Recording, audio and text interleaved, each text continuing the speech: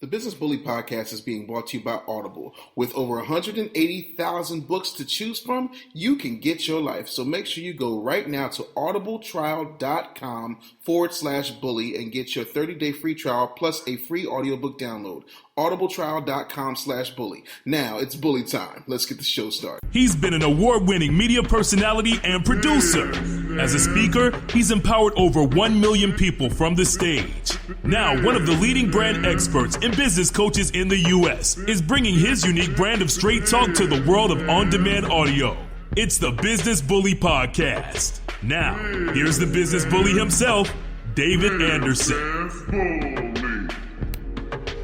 Yeah, buddy. I'm here. It's that time, people.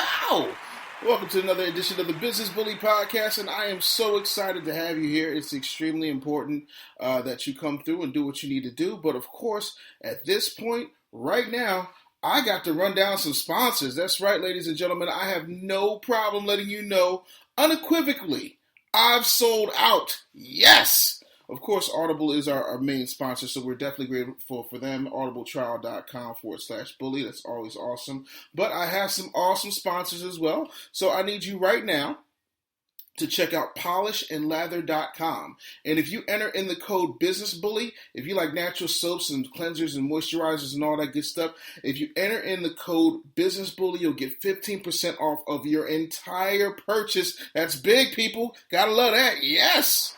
Woo! Also, if you go right now, because some of y'all really need to spice up the bedroom a little bit. So I'm going to need y'all to head over to kellyscloset.net. That's www.kellyscloset.net, and that's Kelly's Closet with a K.net. They have a lot of really nice things, especially for the thicker women out here. That's right, thick girls need love too. So you got to get all those things, not to mention Kelly's also has a very nice selection of toys and lubes and chips and whips and dips and handcuffs and all kinds of other crazy stuff. So that's completely awesome. Go check them out as well. And then we just got a new sponsor. That's right, man. All these sponsors, because I'm a sellout. That's right. Very Amazing Travel. You can check them out right now if you're looking to do some amazing escapes. They are absolutely awesome, and they live up to their name. They are very amazing. So you can go to veryamazingtravel.com and check them out, man. They're absolutely awesome. If you need to plan a last-minute giveaway, they also have all types of specials going. They have group things for big events like Mardi Gras, the Essence Festival, all that kind of good stuff. So you can definitely check them out for all of your travel needs. So awesome. Now today, later on in the show, I'm going to be talking with one of the stars of The Daily Show, a good friend of mine. He's the king of prank calls. He's from Birmingham, Alabama. It is Roy Wood Jr., so that's going to be an awesome show. And I'm really excited to be able to talk to him because we've done a lot of work together. He's been a friend of mine for well over a decade, and it's always good to be able to talk to your friends and know that their success just keeps going and it keeps growing. And one of the things that makes people successful, in my personal experience in business, is the willingness to invest in themselves. And I see a lot of people just trying to nickel and dime this. And if you're on my Facebook page, I try to do a video at least, 2 or 3 times a week if I can. I'm trying to go to daily, but I got stuff going on, man. So when I do, I talk about things that I think are relevant and I think are important, and sometimes things that just inspire me, be they good or be they bad, from what I see out in the world. And one thing that I'm seeing a lot of are people just nickel and diming their situations, not really taking them seriously, not really putting the full effort into getting their things taken care of, getting their stuff adjusted. And what winds up happening is they wind up paying for it in the long run. I see a lot of people fivering everything to death. And when you're sitting around fivering everything to death, you miss a lot of opportunities to support somebody who's actually from this country doing the things that you need them to do. For example, a lot of you guys are getting these Fiverr logos and not realizing that people are using really cheap logo software they bought for like $45, and they'll sit around and they'll do that. Now, if you hear my baby in the background, that's because it's bath time. I'm a family man, damn it.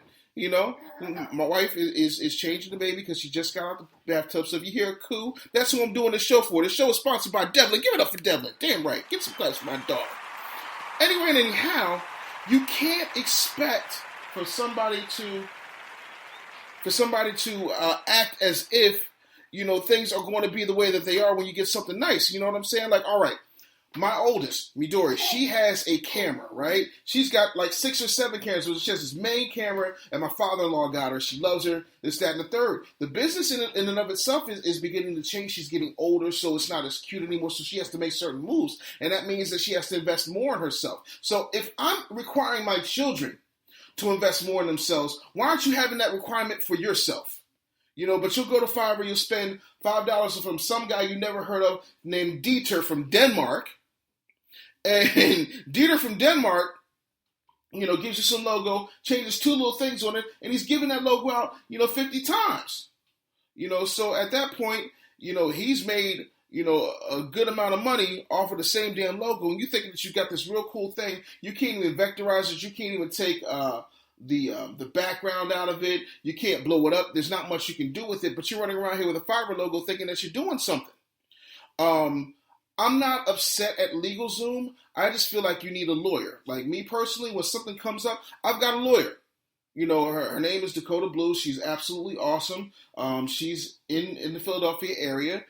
She works really, really hard. She's an awesome legal expert, and she specializes in helping entrepreneurs get their stuff together. My accountant is someone I've been dealing with for the past 10 years, ever since I lived in Texas. Her name is Chrissy, and she handles all of my stuff, any type of tax situations. The IRS came after me talking about I didn't file, but my account keeps those records. To quote Biggie Smalls, no need to worry, my accountant handles that. And then she wound up making them pay me another $2,000 because they messed up. You see what I'm saying? And to me, it goes bigger than just, Fiverring things to death. It's also about keeping money in my community. And I don't think that we need to be ashamed when we talk about that. And I'm not just, and I need to make this clear. I have all different types of people. I've got people who listen to this show who are white, who manage hedge funds. I've got people who are Korean and run nail shops who listen to this show. But I am a black man, so sometimes I'm going to speak specifically to black people, although my message is universal. Having said that, I know for a fact that my white hedge fund business listeners keep their money in their community. I know for a fact that the Korean nail shop owners who listen to the show keep the money in their community. Black people have an issue with keeping money in their community. And not only that, they have an issue of being judged by saying it.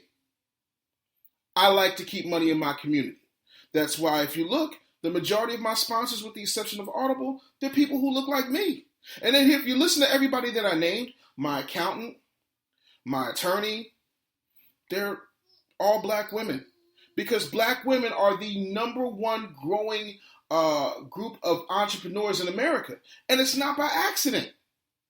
It comes down to follow through and planning and preparation. If you ever want to watch somebody who understands how to plan something, watch a black woman. I remember being a kid, my mother would sit around and she would figure out how she was going to feed these 2 massive mountains of boys she had, in order to, get through the week on a teacher's salary and provide groceries and make sure my brother went to basketball practice and I got my ass to the radio station. That takes a planner. A lot of times we'll, as black men, we'll go to the edge of the cliff and we'll look at it like, man, that's a long way down.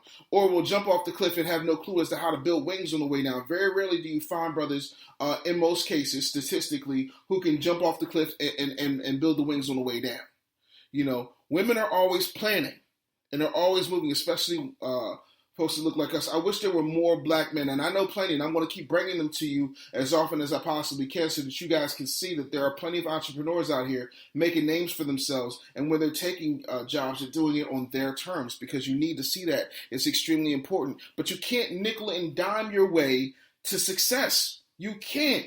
I have spent so much money just building things up. Like, I couldn't do like this microphone, this microphone that you hear me talk on, that's nice and crisp and clear. It costs a pretty penny, When I first started doing podcasts ages ago, before there was even a thing called podcast, I was doing them on a PC. It wasn't anything worth talking about. But I had to get a MacBook. I had to get my daughter a MacBook. She's doing photography. That means I had to pay for the Photoshop and the Lightroom and all some other dumb stuff. And I'm still going to be paying for stuff if photography still becomes her passion, if that's what she's still passionate about. But those things are write-offs. So I will make sure that my accountant gets all those receipts and all those expenditures. And then at that point, guess what, people? It's smooth sailing. But why are we so afraid to invest in ourselves? Why do we have to cut the corners? Here's another thing I don't get. We will spend all this money to get this fancy-dancy, super suicidal hype website, but won't do anything to drive traffic to it. How does that even make sense? Like, that's so backwards. That's like having a nice, clean, beautiful house. You remodeled, everything is beautiful, brand new in it. You got the big TV that's got, 3D with smart TV. It's got the Netflix built in and the Hulu and all that. And then you can't even do something as simple as have anybody over. Like, why would you build a house that nice and not have anybody over? That makes zero sense. But that's what you do. And I'm lost as to how that, even processes for you. Like, at what point do you just say, you know what? Maybe I should think about this a little bit differently. Maybe I should come at this a different angle. Maybe I should really take some time and look at what I'm doing. Because that's important. That's so important to really take stock in the things that you're doing and really get there. You can't be cheap about advertising. You can't be cheap about advertising. My baby's looking at me right now. Bye-bye. Daddy loves you. My wife's awesome. I got to tell you, when I'm doing this stuff, I know it's like she's tired. She's had a long day, and I'm sitting up here still, podcasting and, paying these bills, trying to make these things happen as we work on our individual entrepreneurial endeavors. But I'm going to say this to you, and a lot of people ain't going to like it, but I'm going to say it any damn way. Stop with the hood rat advertising. Stop. Let me try this again. Stop with the hood rat advertising. Ooh. Yes, that's right.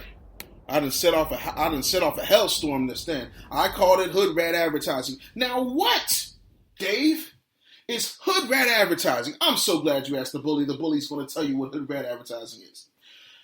There are people who do it very well, and I'm not knocking those people. But overall, the majority of people who advertise hood rat style, they're all over the place. Let me see who I got on the phone here. Let's see. Welcome to the Business Bully Podcast. What's up? Hi, how you doing? I'm doing good. Who's this? This is Dominique. What's up, Dominique? Oh, nothing. Just calling to listen in. Well, that's what's up. That's what's up. You got a question? Not right now. Not right now. You just want to hear me run my mouth? Yeah, pretty much. Oh, man. I mean, there are better ways to spend an evening than to listen to me run and blow hard all over the place. What do you do, Dominique? Well, I'm getting my esthetician certification right now. So. Ooh, nice. Going to be giving out the nice facials? Of course. Yeah, that's right. Because I went to an institution of higher learning. I know what an esthetician is. Yo, that's awesome, man. There's a lot of money in that. So what's the big plan once you get your license?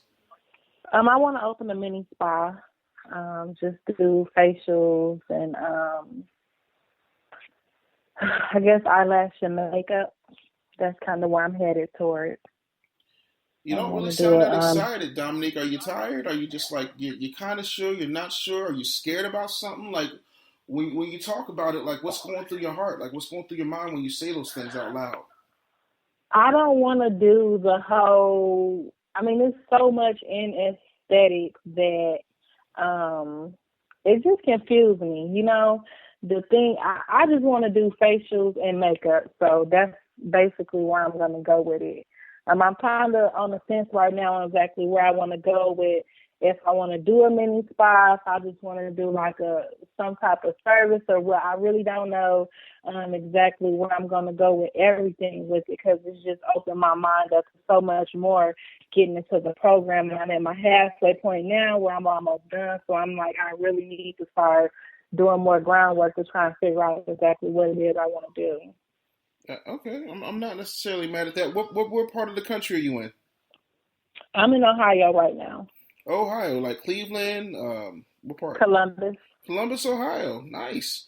Mm-hmm. And how many estheticians are there in Columbus, Ohio? It's a lot. All right, that means we got to find a way to. That means we got to find a way to really get you a niche. Right. How many master estheticians would you say there are in Columbus?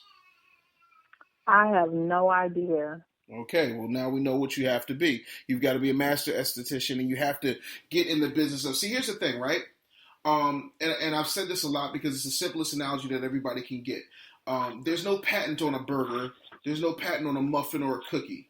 It's all on how it's presented, and it's all how it's served up that makes one cost more than the other. That's it. So Right. what I would suggest strongly for you, Dominique, and I tell this to a lot of people, and some people get it, but some people just don't, and there's nothing I can do about that, is that you have to position yourself as an expert. Meaning that when you're dealing with people's skin, like for me, I have complex skin. So there's parts of my skin on my face that gets very, very dry and other parts that get very, very oily. So I need to know, what kind of scrubs I need to have, how often I need the facials, what facial, will work best for me. All of those questions you ought to be able to answer and package into something that's going to let you establish yourself. On top of that, you need to start utilizing the technology. You need to get on YouTube. I always tell people, get on YouTube, and people are like, oh, well, you should use Vimeo because then you don't have to. No, that's a moron's game. YouTube is the second largest search engine on the planet. Stick with YouTube. Get on YouTube and begin to do tutorials. Start talking about your stuff. Get yourself a logo. Get yourself a website and really start educating people so that you can get to that point and then start sending those things out to different radio stations, TV stations. There's a bunch of different outlets that you can actually use. You want to take that education and make it work for you. You don't want to sit around and just be another, esthetician makeup artist who's sitting around scrubbing faces and beating faces, scrubbing faces, beating faces, scrubbing faces, beating faces. Right. Because that's going to become redundant and you're going to hate it. And you're going to be like, well, why did my black ass just get in a cubicle job? You can't do that. Exactly. You know what I'm saying? That's not going to make your heart sing. That's not going to drive you. But what is going to get you to that level where you're having the 2-car garage and the big house with the picket fence is making sure that you have expert status and what you're giving is above and beyond anything else. Then the other thing you need to do is you need to get with somebody or start working on your own natural product line to also complement what it is that you're doing, because it doesn't pay for you to sit around and give people facial scrubs with somebody else's products. Mm-hmm. You need to develop your own product line. So now you have another source of income. So now we're at 3 sources of income. We've got you as an esthetician. We've got you as a makeup artist. We've got you as an expert. And so now we've also got the products that you're using on these people, and they're going to want to know, oh, this smells so good. Oh, what is the sugar scrub you're using, or whatever this case may be. Like, oh, well, this is Dominique's scrub face. Whatever you're going to call it, I don't care. But it's about making sure that you're setting yourself up to get things in there. Now, in order to make sure that people can find your business, and I know you didn't ask for all this, but I feel like I need to bless you right now because somebody had to come in and bless me, so here it is. You're going to want to start building what guys in the dorms would call a mouthpiece, and that means that you got with somebody and you laid them out so good that they can't help but tell all their friends.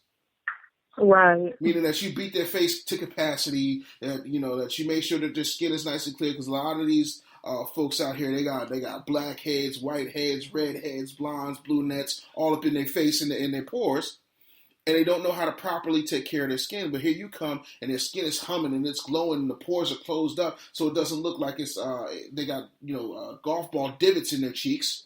You know what I mean? Absolutely. So yeah. you need to set them up on a VIP ambassador program. On one side of your business card, you have all your information, hours, website, phone number, email address on that. And on the other side of your business card, you have like a punch system, or you have a situation where you have their name, like you have like a blank space, and then be like, Dominique, ambassador, da-da-da-da-da, present this card and get, 15% off your next service.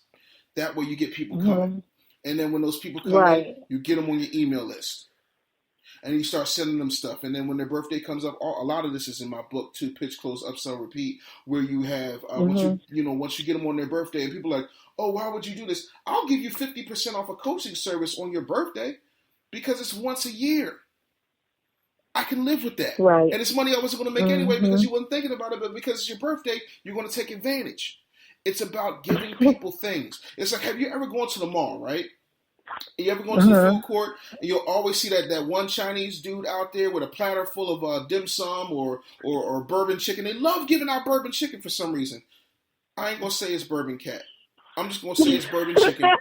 Because I mean, they're just giving it out so freely. You're like, what's wrong with it? But there's nothing wrong with it. It really is chicken. But they know that if they give you one of their best-selling products and you like the taste of it, you're not going to go to Sbarro's. You're not going to go to the overpriced McDonald's in the food court. You're going to come to them because they got the drink, they got the fried rice, they got the egg roll, they got the fouillon, the whole smear. But you're coming for that dag-on bourbon chicken.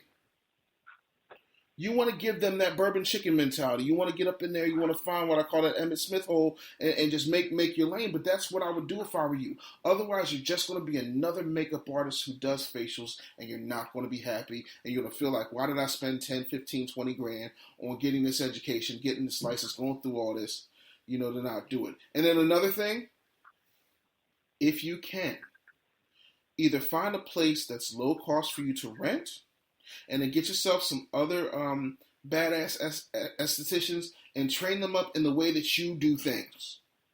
Not what they learn in school, but your specific method. Right. Awesome. This is important. Also get them under a non-disclosure and a non-compete. That's for 6 months after they leave, they cannot do makeup commercially. They can't beat faces commercially outside of there. Every person who comes in there needs to be paying booth rent, and they need to already have a following. That way you capitalize on not only the following that you're building, but the following that they're building. So you're making money off of them, and you're also making sure that people who come in there, all of them sign up for your email list, all of them come through your program, all of them have to use your products. That's good information. Thank you. Well, every once in a while. I didn't think about that. Well, I mean, it is the Business Bully Show. I don't just, come up in here and just talk shit, curse, goodbye, you suck, hang up the phone. Like, I mean, right. I do some work. Well, absolutely. So how much longer you got before you're done? I got 4 months. Oh man, please, you good? Yeah.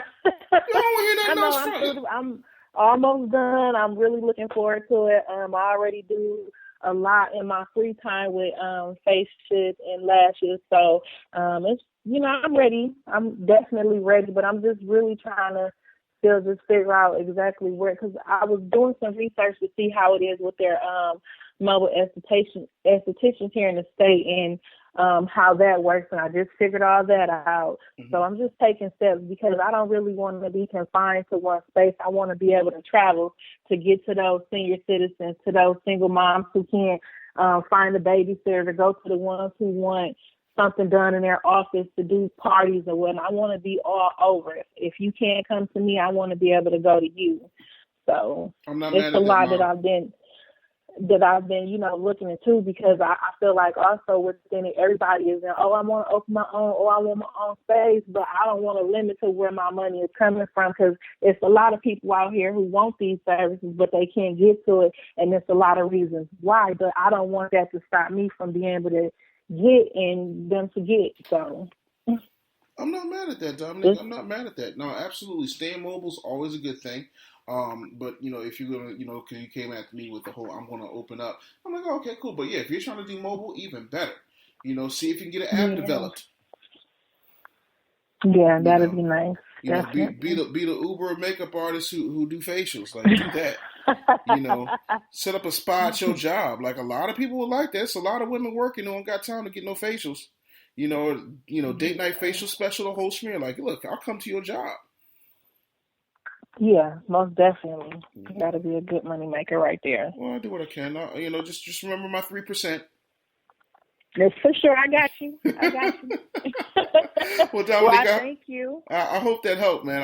It was a real pleasure talking to you, and best of luck to you. Thank you so much. You have a good night. You got it. Take care now. Yeah, man. See, helping the people. It's about the people. I love the people. But no, seriously, man, y'all got to stop that. Another thing that y'all got to stop when it comes to this hood rat advertising, the Instagramming and 15,000 people collaborating and nobody's getting any hits, but everybody got 15,000 people or some hood rat halfway video vixen who was just Lil Wayne's baby mama number 10 is sitting up here. She's putting out your stuff, and you get a lot of eyes and ears on it, but not a lot of people actually spending money. That's a sucker's bet. See, there's a difference between impressions and clicks. Okay, so an impression means that you see something. It's in your timeline. Okay, yeah, I see it. A click means that you actually saw it, stopped, went to the bio, clicked on that product. When it comes to the buy rate from that, it's even smaller. So you have to make sure that you're making sound investments. I'm a big fan of pay-per-click because you're not wasting money and you know where it's going. Also, for the love of Ray J, can you stop discounting every damn thing? Why is it you work so hard to do something? You work so hard to get your education or become the best at whatever it is that you do, and you're trying to give it away thinking that that's going to make people come to you. When I say give it away, I mean literally you're discounting your prices, not a free sample type of situation, but literally just discounting prices to whoever who's got a sad sob song to play for you, sounding like a bad Brian McKnight situation. You can't do that. You've got to get better at what it is that you're doing, and you can't sit around and expect the thing to just come to you. You have to literally go out here and get it, but you're not going to get any type of traction if you're just doing the thing piecemeal, because you have to eat too. The bills have to be paid. Let me tell you some people who don't negotiate. Water bill, electric bill, cable bill. They do not negotiate. Car note, they don't negotiate. So why do you feel like you got to negotiate? Stop that. You're giving into terrorism like that.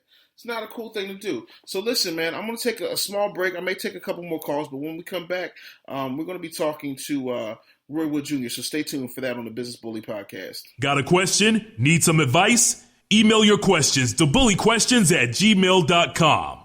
He's one of the leading business coaches and branding experts in the US, generating millions of dollars for brands like Nutrisystem, The Ricky Smiley Morning Show, iHeartMedia, and Les Brown. He's impacted over 1 million people from the stage. Now, best-selling author David Anderson releases his latest book, Pitch, Close, Upsell, Repeat, a practical guide to sales dominance. Learn how to conquer fear of selling, how to get people to buy from you, and more. This book will motivate and inspire you to unleash the sales beast inside of you. Pitch, Close, Upsell, Repeat by David Anderson is available at Barnes & Noble, Amazon.com, or wherever fine books are sold. Yo, what's going on, man? It's yours truly, Dave Anderson. Of course, you are tuned into the Business Bully Podcast, and right now I want to talk to you about the deal Audible has going. You can go right now to audibletrial.com/bully and get a 30-day free trial plus a free audiobook download on your boy. Yeah, buddy. And not to mention, you know what that means, right? That means that you get to support the show and you ain't have to do a damn thing for it. It's all for the free. So go check it out. Right now, there's a lot of really cool titles there. They have something for everybody, man. They have stuff that is on pre-order. They have stuff that's already out, like the new James Patterson book is pre-ordered. It's called Private Parts. That looks Private Paris. That looks crazy. I'm going to tell you what else looks good. They got a book called United States and Japan. That looks dope. Brotherhood of the Wheel looks dope. There's a lot of really cool books. They have all the bestsellers. The Martian, that movie with Matt Damon, they have that out. So there's a lot of really cool books that you can get, All the Harry Potters. Y'all know I love Harry Potter. I don't know why. It's just funny to me. They got Sherlock Holmes. I mean, they've got the classics. Anything that you can possibly want to really get it popping, you need to get. There's a really cool Star Wars book on here called Heir of the Empire, so you can check all that good stuff out. There's over 180,000 titles for you to choose from. So please, whatever you do, make sure that you go to audibletrial.com/bully and you will get your life. Yeah, buddy. Got a question? Need some advice? Email your questions to bullyquestions@gmail.com. It's time for another Business Bully interview. All right, people, on the Business Bully Podcast at this point is a man who is absolutely a phenomenon when it comes to stand-up comedy. If you have not gotten one of his many selling platinum, super awesome, Power Ranger level prank phone call CDs or downloads, there's something wrong with you right now. You get them things on iTunes. You've seen him on TV. You've seen him on comedy clubs. He is from Birmingham, Alabama. Everybody give it up for Rick. No, wait. Nah. He ain't coming on this show. Give it up for the king of prank phone calls, Roy Wood Jr. Man, how the hell are you, good sir? How the hell are you? Brother, I'm still here, amazingly. Oh, dude, you and me both, man. Hey, just for the record, them prank call CDs never sold platinum. I think I might have went double raccoon fur, but definitely not platinum. Fam, like, I mean, people just don't understand. Your grind is sick. And I remember when, when I got my TV deal and I was supposed to be doing my sketch comedy show, the first person I could think of as to who I needed to get to write my stuff was Roy Wood Jr. It wasn't a contest.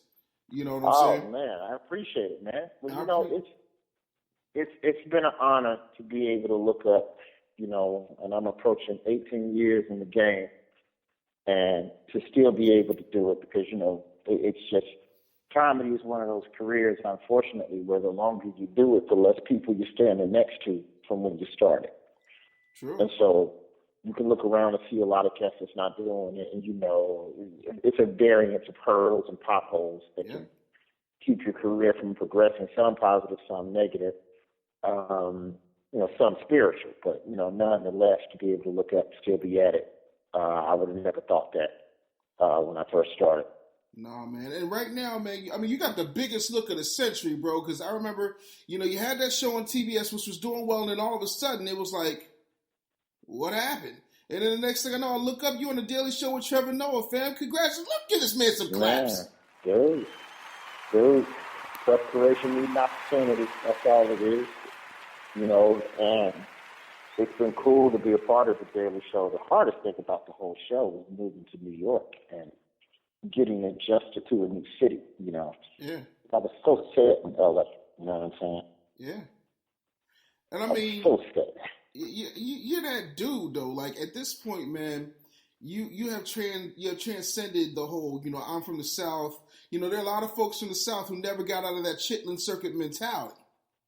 So when it comes to, what you've been able to accomplish, man, it's nothing short of amazing. So, you got to really look at your situation and say, hey, you killing it right now, bro. Like, you really got to, you got to sit back and just appreciate that for a second. Like, yo. What's funny, though, is that the longer I'm at it, the more paranoid I become. And that's been the biggest issue, for me is, like, don't stop. Like this is the only way I know to put it, to put my career.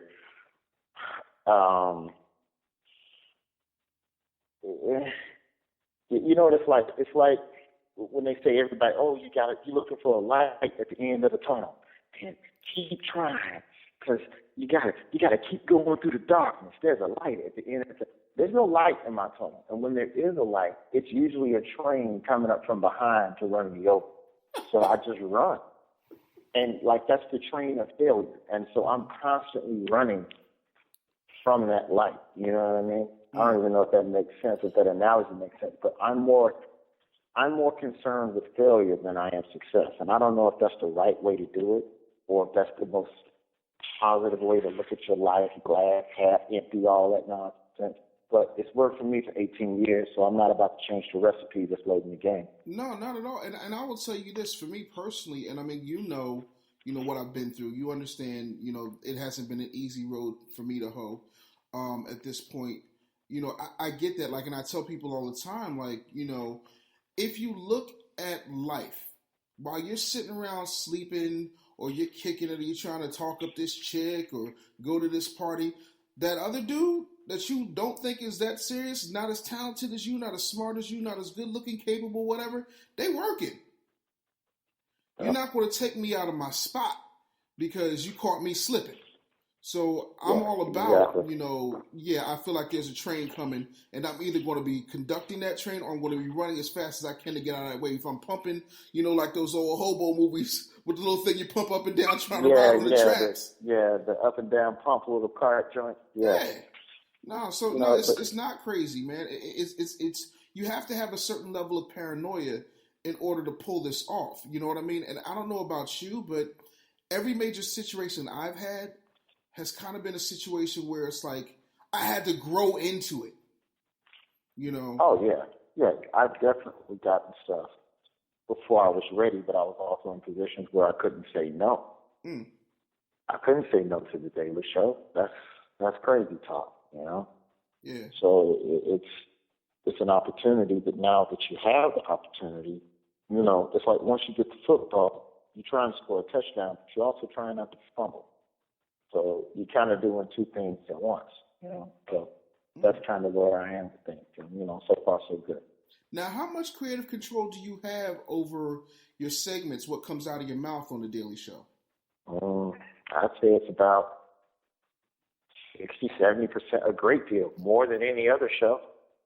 Wow. More than, I would argue that it's more than any other show that's out there right now. I mean, of course, they put you with some great writers who can improve upon your ideas. And I think the mistake that comedians make early on is because you work alone, because you write alone, when you get in a show, you're like, oh, I don't need nobody. Well, there's always somebody that can see something a little different from you and spice your stuff up, man. Yeah. You take this stuff to the writers. Like, if I use food as an analogy, I take these writers a hamburger. I come back with a triple cheese bacon burger, baconator, with all kinds of trimmings. Like, they know how to just take stuff and tweak it and punch it up and add little punchlines. You know, they see the matrix code a different way. And when you collaborate, man, good things can happen. So, you know, it's been cool to be able to contribute, but then also be able to receive contributions as well. Because that wasn't the case on Sullivan & Son. When you're dealing with a scripted television show, you do what the writers tell you to do. You say what the writers tell you to say. And you might get to change out of a 60-page script. Let's say I got 20 pages of dialogue in one episode. The average comedy script is probably, 40 to 50 pages. If I got 20 pages of dialogue, it's probably only 2 pages that I'll be able to say something about. Wow. Hey, this joke here, can we move this? I don't think this is funny. I think there's a funnier way to say this. Whereas at The Daily Show, it's all a free-flowing discussion. And that's very key, because everybody is just trying to put the best possible product on television, period. Right. And everyone understands that. So once you have that understanding across the board that we're all trying to score a touchdown, and nobody takes anything personal, nobody takes anything to heart. There's no drama, and that's very key. Wow. A show with a Birmingham, Alabama comedian that does prank phone calls, and there's no drama. That's amazing. But no, in all seriousness, though, it's one of those situations where you kind of have to just look at what's happening in totality, and it's hard when anybody. Well, I don't care if it's comedy and you think you're the funniest person in the room, or if it's a matter of intelligence and you think that you're the smartest person in the room. Collaborative efforts always come out better. Now, my concern, with The Daily Show, especially with Trevor Noah taking over, is there was so much backlash before anybody saw a show because Jon Stewart took a lemon and made it, lemonade royale, limoncello from Italy. You know what I mean? Yeah. And to step into that space, and then you look at all the people who have come, through The Daily Show over the years. The Steve Carells and Samantha Bees. There's all these, huge talented people who come off. I mean, you haven't had that kind of comedy cast since a Mad TV or an SNL branch off and become movie stars and do, huge television shows. And so you did not know what to expect. For sure. You know what I'm saying? And to see so many people who look like us, in positions where they're not like the sidekicks or the featured folks, like they're literally, running their own segments, doing their own segments, it's inspiring, for another generation of comedians. So, like, at any point, did you walk in there with that pressure, when you said, okay, I'll take the job? Did you ever feel any of that pressure taken, or you just like, oh, damn, I'm just going to go do it? I wasn't thinking about other people, and I don't think many people that are an inspiration to others did it with the notion that they're going to inspire others, The only thing I've ever tried to show to, specifically, road comedians is that you can achieve something Like, like if you're from somewhere that the industry doesn't care for, doesn't check on, like I'm from Alabama, you can still ascend. You just have to work hard and get out there. And so, for me, it's been about forwarding my own comedy and, what I believe is funny comedically and sharing those points of view with the world. And if I'm able to and if that touches someone or, that inspires, a young brother to want to do more, be more, then, that's great.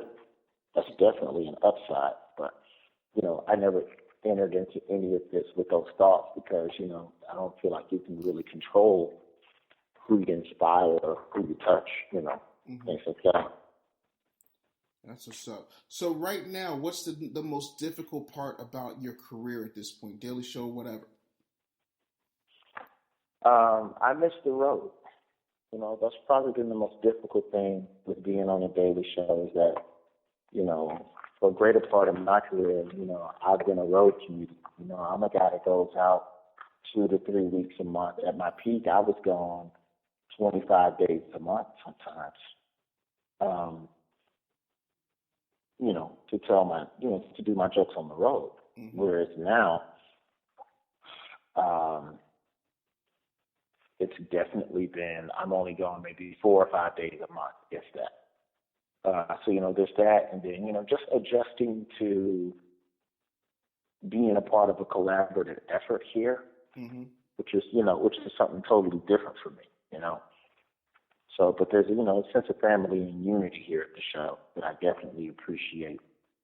And, that's huge, huge, huge in, helping me out. But that's probably been the toughest thing. It's just how I had to change the type of stand-up comedian I became to become ultimately a better stand-up comedian.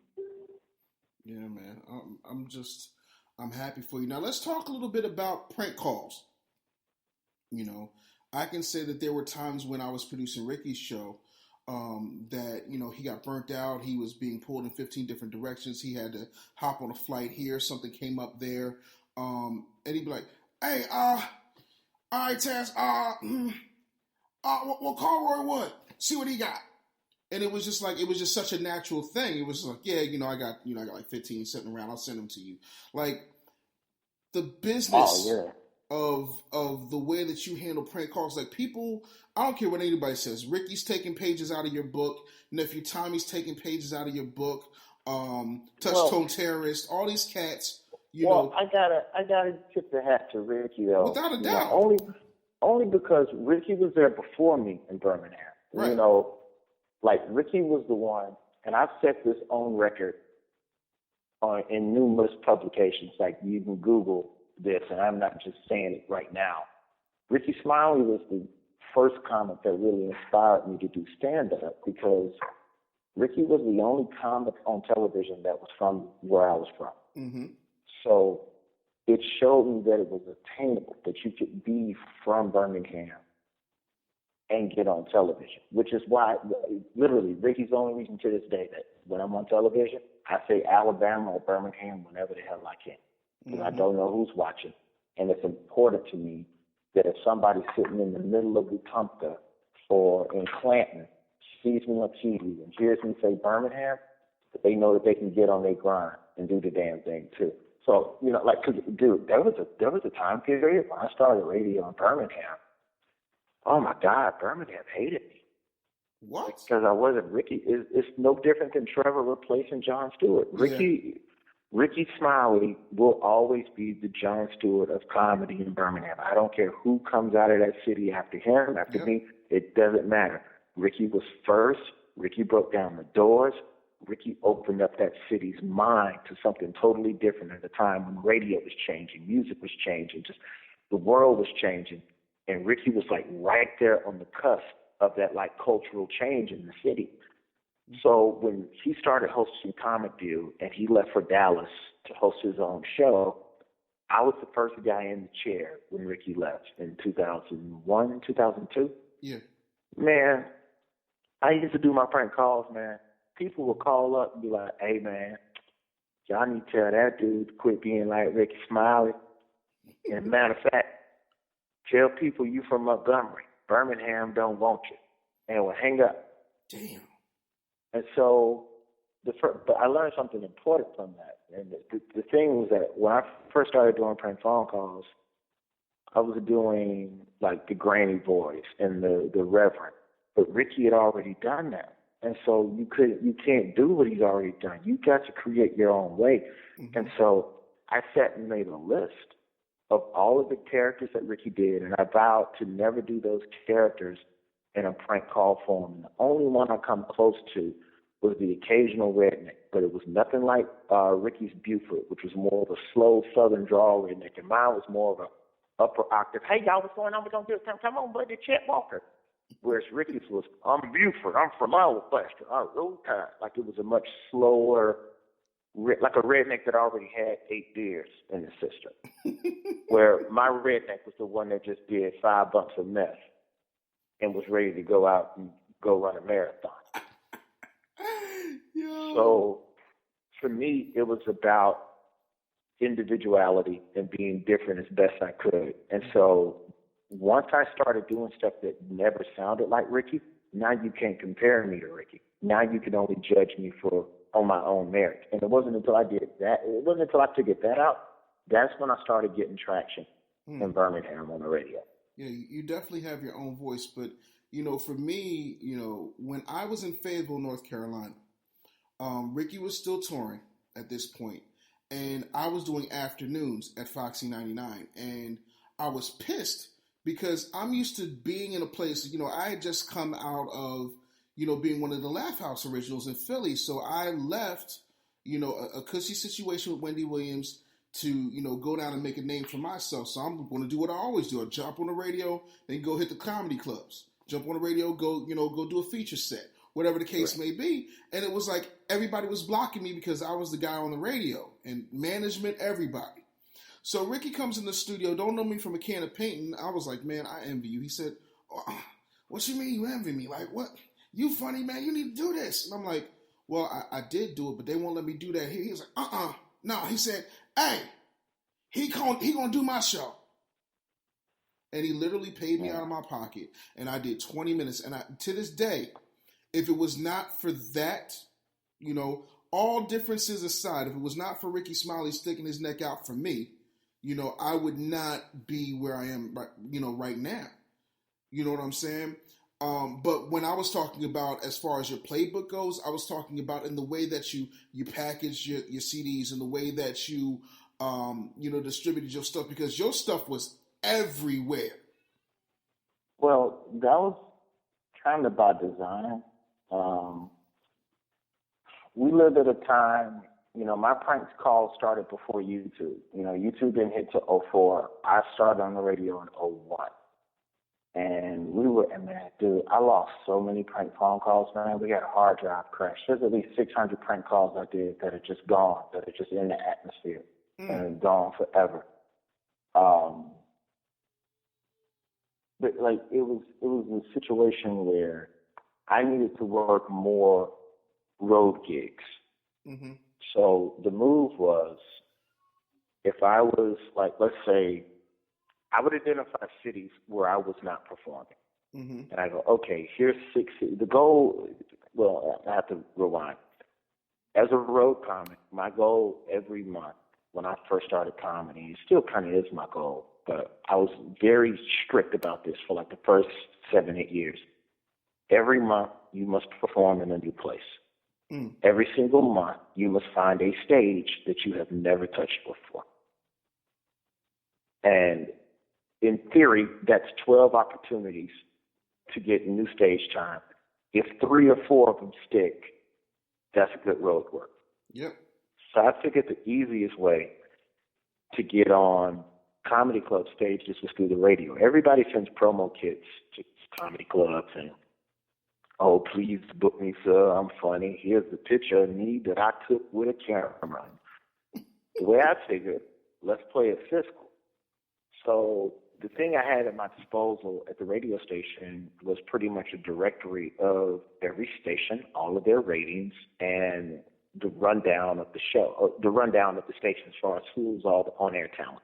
Mm-hmm. So I identified cities where I wanted to perform. I identified the comedy clubs. I then identified which radio stations those comedy clubs currently advertise with, and right down to the specific DJ that did the plugs for the comedy club.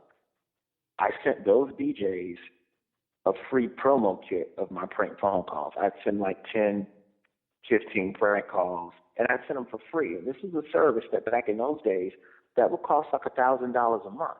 Right. What I was doing would cost that station $1,000 a month, but I'm giving you free content. It's literally, it's yours. All you got to do is say my damn name. That's all you got to do, and you get free prank phone calls every week. And a lot of DJs were cool with it. They understood the relationship. And I was honest with them. I said, that's what I'm trying to do. Let me know if this helps you. And boom, bam. So I would let that marinate for like 3-4 months. And then I would turn around and contact those same comedy clubs that wouldn't return my emails. And I go, hey, I'm from Birmingham. I'm passing through town. Would love to do a set, whatever. You may not know me, but I'm already on the radio there every afternoon at 5:10 because I do the traffic prank call or the traffic jam funny or whatever the hell you want to call it. Right. So now as a comedy club booker, you're more inclined to book me because you think I'm free advertising, because you know I'm going to get in town and I'm going to get on the radio, and that's a free plug for you. So now I've saved the comedy club $500. In the form of an in-studio plug, which usually costs, the average radio station charges a client anywhere from $300 to $500 to bring someone in studio to plug in an event. Yep. Versus $100 for a commercial. So I'm literally saving you money, and I'm not even a damn headliner. So of course you're going to book me. So I sent prank phone calls everywhere. I sent them to at least 90 stations a year for 3 years. And those listeners would contact me. The listeners of the prank phone calls online, the listeners of those radio shows would in turn go to my website and download more prank phone calls. And in 2004, YouTube hit. And at that point, my pranks were on in 45. At my highest peak, I had prank calls airing every day in 45 cities in this country. Mm. And all of those listeners were going to my website and pulling my pranks and downloading them and passing them around. And, this is back when going viral still happened over email. You'd get an email attachment. Hey, man, you got to open this. It's hilarious. Right. So, that's kind of, that's how they spread. The prank calls were never anything that I wanted to be known for, or, and I respect the people who love me for them, so I'll never talk bad about it. I love it. But the prank calls were done at their core. They were a way for me to try to spread my stand-up comedy. I never set out to be the king of prank calls. I just wanted to do pranks that were really funny so that you would pass them around, so that when I come to your city, you'd spend $20 to come see me talk in front of a microphone. So the chances are increased if I'm actually funny on a prank phone call. So, through that journey, I was blessed enough to get to work with Ricky and nephew Tommy. I never met the Touch Tone Terrorists, but, I've never felt like what I'm doing reinvented the wheel, because, the Jerky Boys are really the OG. Oh, yeah. They the Richard Pryor of the whole thing. So, yeah, it was definitely just an opportunity for me to just forward the career. So, at this point, though, so you got the comedy club gigs going. You're doing the radio. You're selling the prank call CDs. Are you selling the CDs at the shows as well? Yeah, I did that for a long time, but I kind of stopped in the last year or two, because I just feel like physical media sales they're all but extinct now, in my opinion. Mm-hmm. There's still some places that still sell CDs, but a lot of people, most of us don't buy CDs anymore. We're all about the download links, and a lot of these new laptops don't even have a place. Yeah, cars for that, man. Yeah, they don't have a place play a CD. No, not at all. But your iTunes game is popping. Oh yeah, it's definitely been good, man. You know, and the prank calls, that was some stuff that really helped. That really helped me, you know, along the way. You know, fiscally and in those dark days when you're not sure if anybody's listening to you, or you're doing stuff on stage and stuff just isn't quite popping the way you want it to pop. You know, and then you look up and you're like, oh, dang, there are some things going on in my life. Things are moving, and and it's definitely a great feeling. Awesome. So, in your mind, is there something right now that you'd like to do that you aren't doing, business-wise, comedy-wise, that you're looking to attain at this point? I mean, I feel like everyone, at some point, I would love to have my own show, but I'm enjoying my time with the Daily Show. So, I'm in no rush to leave here, and I'm learning a lot. And I feel like what I'm learning here will lead to whatever the next thing is. I'm a dude, man. I really ain't never operated more than 2 steps ahead of myself. People, we talking about your 5-year plan. Man, I don't know nothing about my 5-year plan. I can tell you next year, I kind of would love to, write some stuff and have some stuff on television. But, I mean, if you'd have asked me in July what my plan was, the plan was to work at ESPN and to do more programming at ESPN that combines sports and humor. 4 weeks later, my house was packed, and I was sitting in front of Trevor Noah for my first day of work. So your life can change in a month. It can change in 9 days, So all that planning stuff, for me, I just roll with the punches. I ain't mad at that, bro. I mean, you already know I can't say it enough. I will tell anybody who asks, I love you. I'm proud of you. I'm grateful for everything that you've done for me. I'm every time I turn on the TV, man, I'm just happy. Like, that's my man. He's out there doing it. He's 2 hours away from me, and I still ain't seen his black ass. But it's cool. We got to make it happen sooner or later, man. Yeah, man, that's what it is, man. Everybody give it up right now. Roy Wood Jr. on the Business Bully Podcast. Yes, give this man some claps. Yeah, man, that's my man right there. Roy Wood Jr., he's doing his stuck dizzle, and I'm not mad, man. I appreciate him taking the time to come on the show, man, and I appreciate you listening. Again, make sure that you're doing something that's going to be significant to you and yours, that's going to allow you to be creative, that's going to allow you to grow in whatever position or undertaking you're looking to do. There are not enough entrepreneurs out here. We need more of them out here making products, building the economy. That's what makes America great. This is a country that's founded on 3 things: greed, laziness, and invention. You've got to have 2 out of 3 to be successful. Woo!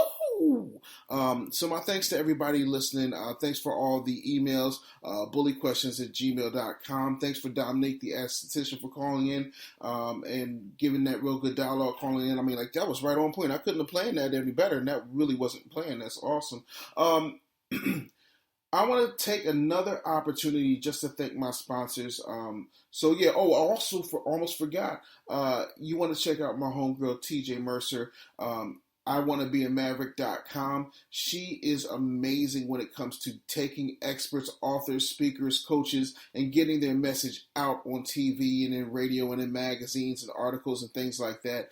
Since getting with her, I've been able to get into the Huffington Post. I'm going to be doing the Breakfast Club. There's a lot of things there. So iwannabeamaverick.com. You can definitely check her out. Don't forget, if you go to polishandlather.com and you want to get whatever it is, soaps, scrubs, lotions, whatever they have there, 15% off if you use the promo code BusinessBully. And of course, kellyscloset.net, and that's Kelly's Closet with a K.net. Kelly's, Kellys, Closet, KLOSET.net. And, of course, Berry Amazing Travel. Make sure you check them out as well. And that's just like it sounds, berry like a strawberry, berryamazingtravel.com. So make sure you check them out. And I will definitely see you next time. Thanks so much for listening. And as always, man, do the best that you can. Get out of your feelings and into your business. I'll see you next time. Follow us on Twitter at MyInnerBrand. Thanks for listening to the Business Bully Podcast. We'll talk to you next time.